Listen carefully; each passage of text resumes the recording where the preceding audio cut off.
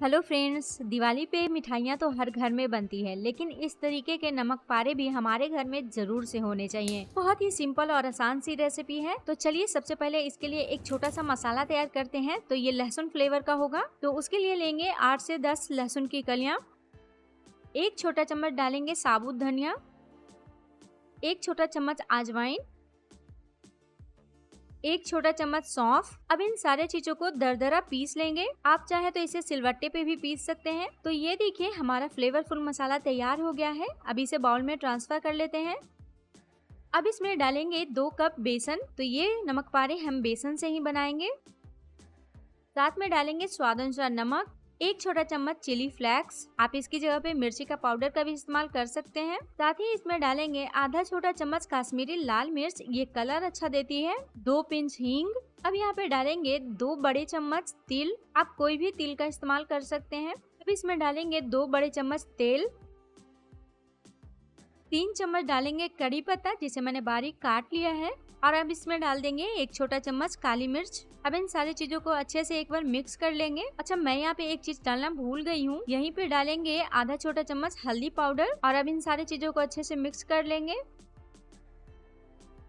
तो ये देखिए ये अच्छे से मिक्स हो गई है। अब क्या करेंगे, इसमें थोड़ा थोड़ा पानी डालेंगे और एक सख्त आटा लगाकर तैयार कर लेंगे। पानी यहाँ पे थोड़ा संभल के डालिएगा। बेसन में बहुत ही कम पानी जाता है और ये बहुत जल्दी गीला हो जाता है।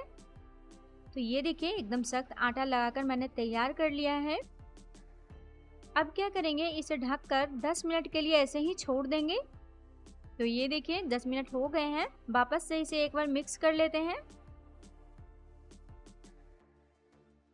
अब इसे 2-3 पार्ट में डिवाइड कर लेंगे। अब इसे बेलने से पहले बोर्ड पे हल्का सा तेल लगा लेंगे ताकि ये चिपके ना। और बेलन को भी चिकना कर लेंगे। और जैसे रोटी बेलते हैं ना, बिल्कुल उसी तरीके से इसे बेल लेंगे। लेकिन रोटी जितना पतला नहीं बेलना है, रोटी से थोड़ा मोटा ही बेलिएगा। अगर आप इसे ज्यादा पतला कर देंगे ना, तो जब फ्राई करने जाएंगे ये बहुत ही ज्यादा हार्ड बनेगी।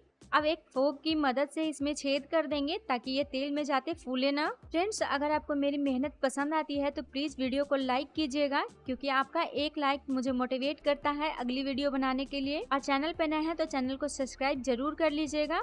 अब इसे एक कटर से इस तरीके से काटेंगे। अगर आपके पास इस तरीके का कोई कटर ना हो तो आप चाकू से कोई भी शेप में इसे काट सकते हैं।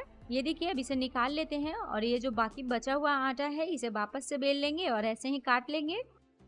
तो ये देखिए इधर से मैंने इतने सारे बना लिए हैं। तो चलिए तब तक इसे तेल में फ्राई करते हैं। ये देखिए तेल इधर से मीडियम गरम है। अब एक एक कर नमक पारे इसमें डालते जाएंगे। एक बार में जितना जा सके उतना नमक पारे ही डालिएगा। बेसन के नमक पारे बहुत ही जल्दी बनकर तैयार हो जाते हैं। तो बस ऐसे ही उलटते पलटते इसे गोल्डन क्रिस्पी होने तक फ्राई कर लेंगे। एक बैच को फ्राई करने में लगभग 3 से 4 मिनट का समय लगेगा। ये देखिए ये अच्छे से इसका कलर आ चुका है। अब इसे निकाल लेते हैं। निकालते समय तेल को ऐसे एकदम झाड़ देंगे और बाकी सारे नमक पारे ऐसे ही फ्राई कर लेते हैं।